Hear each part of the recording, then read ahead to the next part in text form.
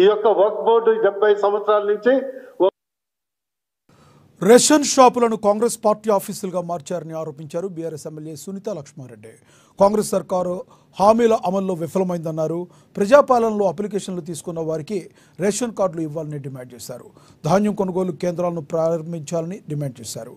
నర్సాపూర్ సెంటర్లో జరిగిన కార్యక్రమంలో బీఆర్ఎస్ నేతలు శ్రేణులు పాల్గొన్నాయి. ఎంతైతే కోటా రావాల్సిందో అంత కోటా ఇవ్వడం లేదు. ప్లస్ కూడా రేషన్ షాపులకు బియ్యం అవసరం కానీ ఇమీడియట్ వాళ్ళకి బియ్యాన్ని సరఫరా చేయాలని.